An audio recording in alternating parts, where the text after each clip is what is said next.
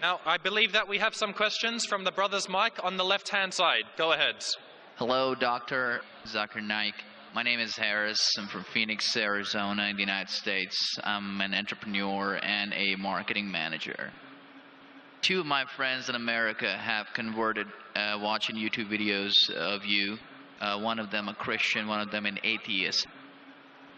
One of my friends presented me with how to deal with an atheist DVD of yours, which I did watch. But that didn't answer my question. And I've asked this question to a lot of people with no satisfactory answers, a lot of intelligent people. Of all the scholars that I've ever watched on YouTube, in my opinion, you are the most rational, logical, easy to understand kind of scholar that I've ever come across in my life. And it is really important that this question is answered because I've never had a satisfactory answer for this question.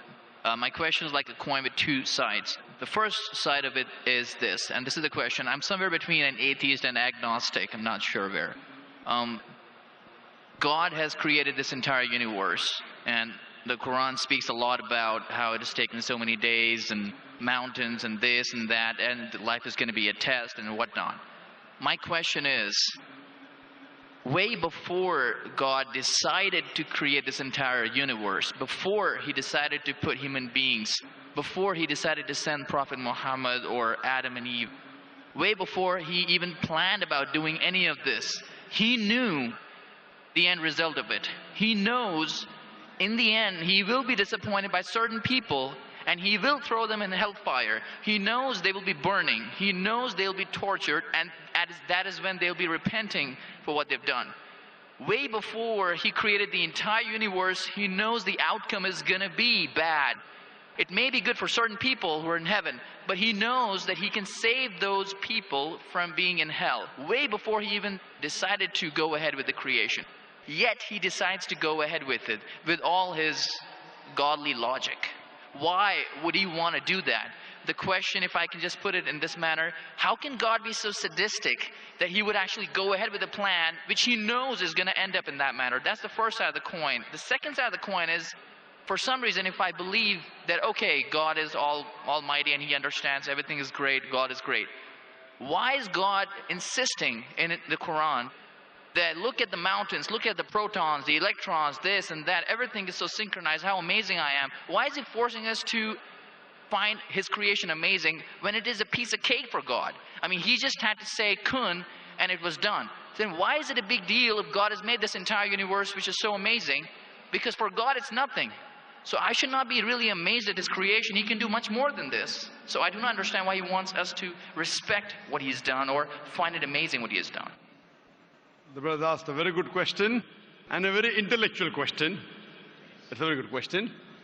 And he has seen some of my tapes on YouTube, even of atheism. And this question that is troubling him, he hasn't got the answer to.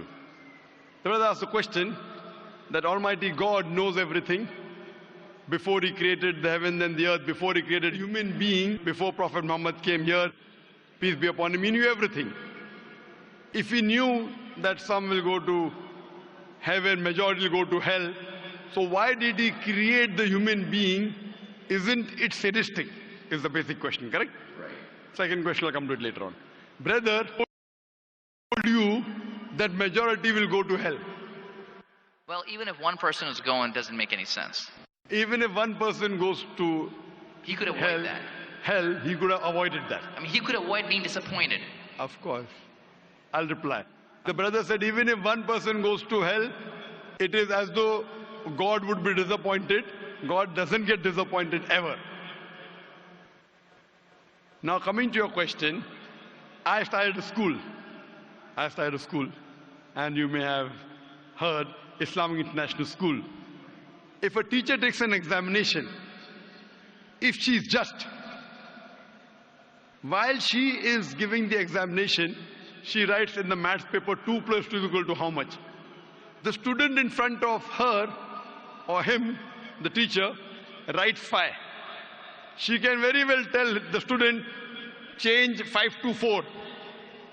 Would it be just on the teacher during the test and examination to correct a student who's writing a wrong answer? Right, but if she has an option that the student doesn't need to do any of that and still No, just no, go no. and I'm get the asking you a certificate, simple she doesn't have question. to. I'm asking you a simple question. The teacher has given the question paper. Right. All the students In were that informed about circumstance, it. you're right. For that particular situation, For it's fine. that particular situation, the teacher can tell, dear student, change 5 to 4. What will the other students think about? Unjust. But God Correct. can be just at the same time. He can create a completely different condition. He doesn't have to go ahead with that situation. He's not bound by any situation. Brother is saying Almighty God can create something which is perfect and will not make mistake, correct? That Right. God has already done. He created the angels.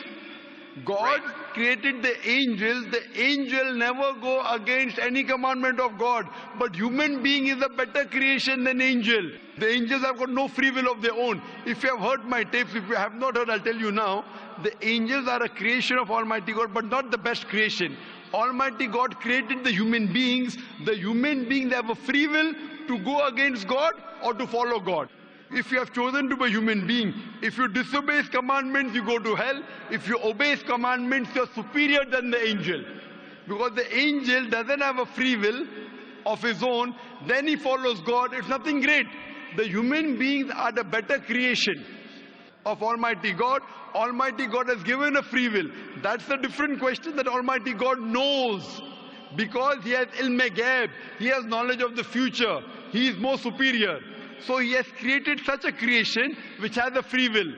The fault is of human being, not God.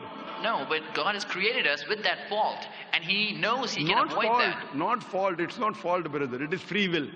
Why is He giving us a free will when He knows He's going to eventually put these many people in hell? Why is He doing something? That is a different creation. Like, would you want to create something which can think on its own, or would Why you want would to? someone so compassionate can also Brother, be that's what sadistic I at the tell same you. time? What you want, God has already created an angel. I'm asking you, which is better? An angel following Almighty God or a human being following Almighty God? Which is better? For me, absolutely, if I get a second chance, I would want to be an angel. Why would I risk going to Second hell? chance, correct. That's why Almighty God says in Surah Araf, chapter number 7, verse number 172, Almighty God brought all the human beings from the loin of Adam and asked them, is there one God? All agreed. Almighty God says in Surah Hashar, chapter 59, verse number 21, if Almighty God revealed the Quran on the mountain would shudder down. Almighty God says in Surah Ahzab, chapter 33, verse number 72, it is the human beings who were fools who said we want to be human beings. You and I. You and I were fools. Now you cannot backtrack. Once you said you want to appear for the test, once you read the test paper. Nobody asked me. That's They what, asked Adam and Eve. No, brother. Quran says every human being was asked. And then it is washed off. This memory is washed off. If the memory is away, the test, Almighty God says in the Quran, do you want to be a human being? If you become a human being, you can become superior to an angel or can get inferior. If you don't want to become a human being, just pass. Even for argument's Brother, sake, even in that please let me complete. You ask the question. All right, go ahead. If you sorry. interject, I will answer. Sure, go ahead. So Almighty God asked the human beings, and the Quran says, we human beings were fools, you and I both, were fools who opted for the test. Now once you undergo a test, if you follow the commandment after free will, you be superior to an angel. If you disobey Allah, you become inferior to an angel. We wanted to pass with distinction, you and I. You and I. You told, I don't remember. Of course you will not remember. And even I don't remember. But I believe in the Quran. On the day of judgment, Almighty God says, not a single human being will object to the justice of Allah. That we'll come to know on the day of judgment. Only thing we'll say, please give us one more chance. Almighty God will say it's too late. Because if He wants to give you a new chance, then I'll have to come back in the world again. Again, everyone. So those who failed, He can't get only the failures. So the Quran says no one will ever object on the justice of Allah. They will request Allah, give us one more chance. Almighty God will say too late. Almighty God gives us chances in this world itself. You make a mistake, Allah gives you a chance to repent. You repent. Allah forgives you. Again you make a mistake. Once you die, it's only one. So as far as the first question is concerned, why did God create? Because it's a better creation. Any logical person, including you, has to agree that a person who has the free will is a better creation than a person who has no free will. Only your question you don't remember is perfectly right. when you die, when you're resurrected, that time you and I will meet. Then you will say, I remember. Even I don't remember now. But I have faith in the Quran that Quran cannot be wrong, because scientifically, if you heard my lecture, 80% of the Quran is 100% matching with science. 20% is ambiguous, neither right, neither wrong. So my logic says when 80% is 100% correct and not even 0.1% of the 20% is wrong, so my logic says even this 20% would be right. I'm a scientific person, I'm a logical person. So I believe in the statement of the Quran that we chose. If you wouldn't have chosen, you could have questioned God. Why did you make me a human being? Then God would have been at fault. But God says in the Quran, He asked. The mountains were afraid. Everything else was afraid. We human beings opted for this. But do you remember being asked? I don't remember being asked. Brother, if you heard my answer, even I don't remember. But if you remember, where is the test? Imagine if a teacher teaches you something. Teacher teaches you something. Teacher gives you the book. The teacher has to take away the book for the test. If the teacher says, okay, take the book and answer, where is the test? Okay, but why? After the examination is over, you can go home and check or not. But even before the exam began, God knows. Brother, listen to me. After the examination is over, can you go and check home or not in the textbook? Absolutely. But during the examination, can you check? No. So now the examination is going on, brother. Once it's over, you can check. If you tell teacher, I want to see the textbook, I don't remember. No.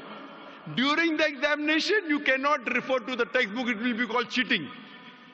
Correct? So once the examination is over, if you don't remember, you tell God, what is this illogical? But Quran says not a single human being will object to the justice.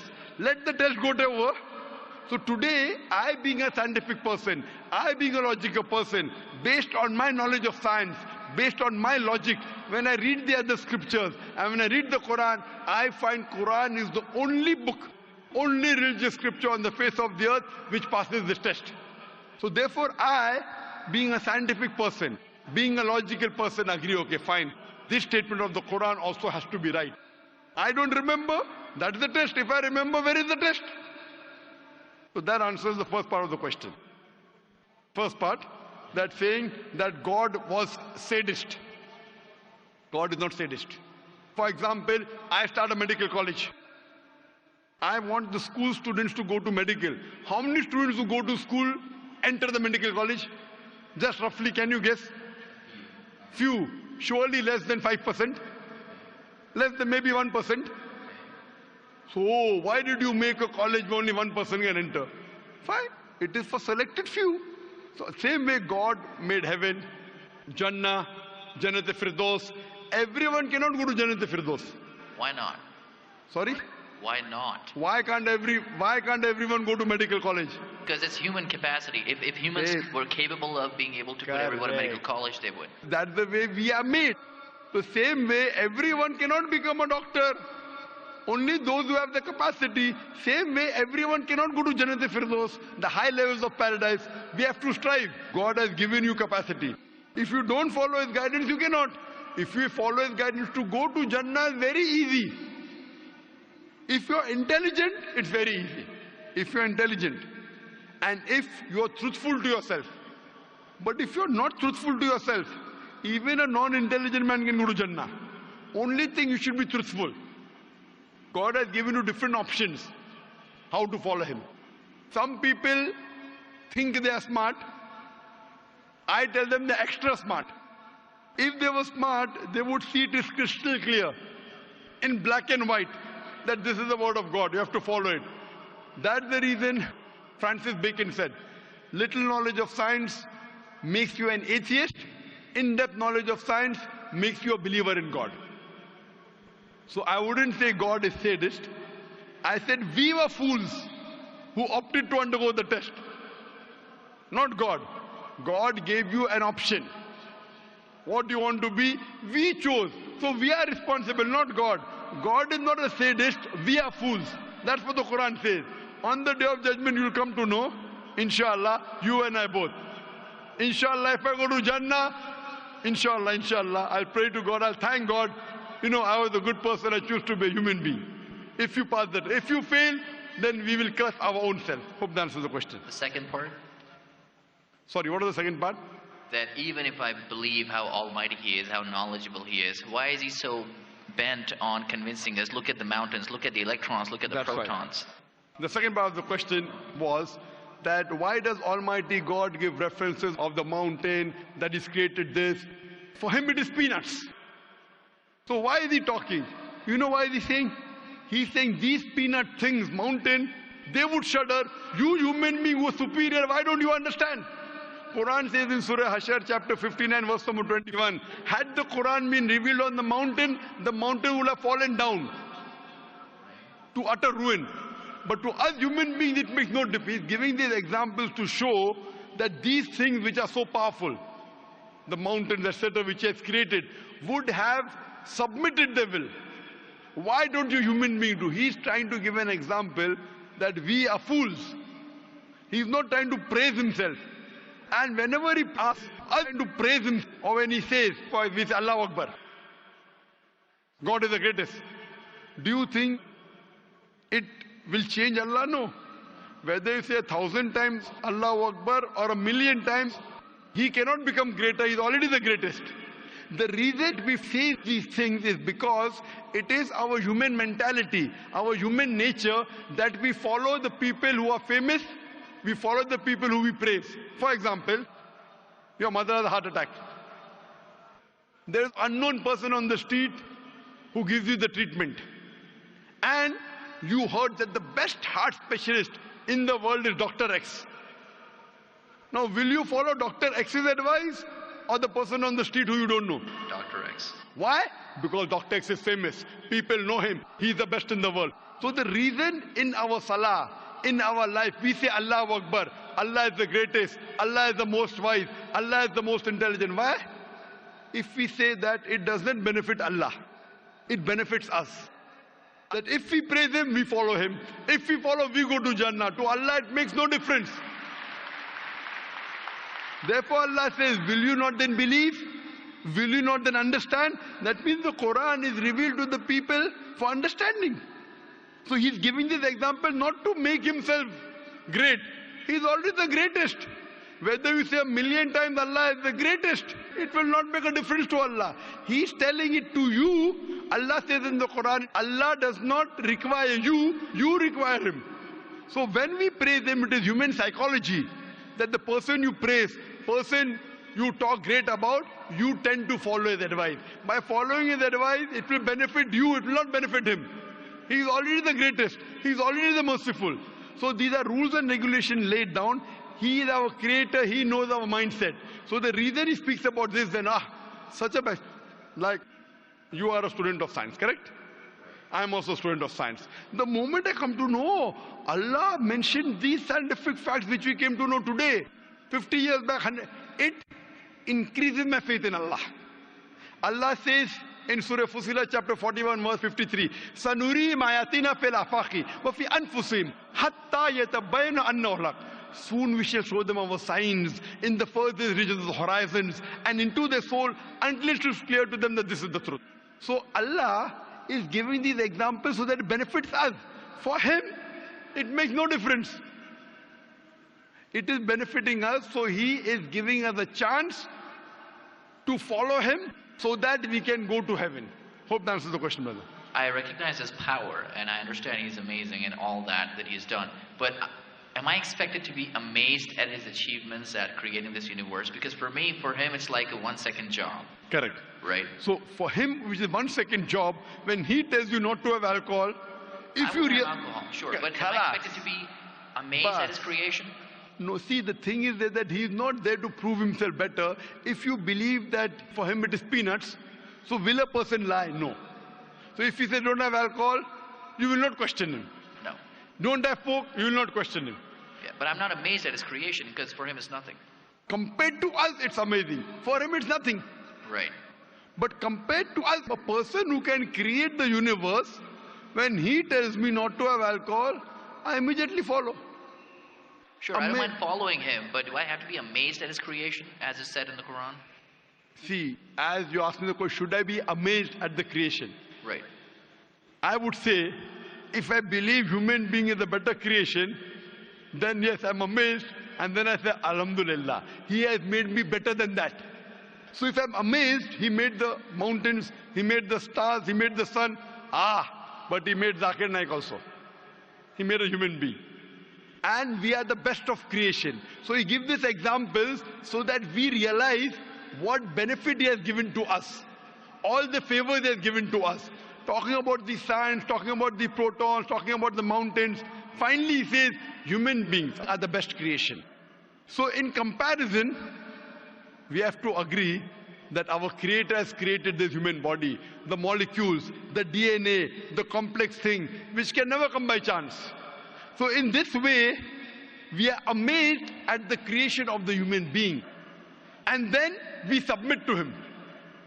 If we are not amazed, only by being amazed, we submit that He is our Creator, He is worth worshipping. No one else can do that. This is so that we worship Him and we pass the test and we go to paradise. Hope that answers the question. If Bill Gates gives me $100, should I be amazed that he has given me that money? I believe that the question has been answered, and unfortunately we are very constricted for time. You are welcome to come back tomorrow, inshallah. As with all of the brothers and sisters, we have come to the end of tonight's session, so please a very big thank you. He said, if Bill Gates gives you $100, Should I be amazed? will you get amazed? Brother, the question is, why should Bill Gates give you $100?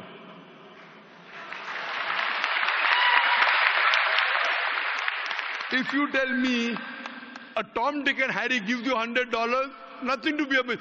Bill Gates gave me $100. It's something that he gave you. Why did he give you? Why not somebody else? Why?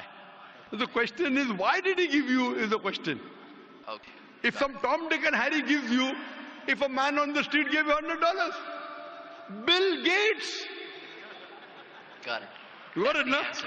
Got it. I got that. So now you're convinced, huh? Yes, absolutely. That is the answer. So inshallah, I hope that we'll come closer to Islam. So I should not be amazed at the fact that he's given me the money. I should be amazed it's him who's giving the money. Alhamdulillah.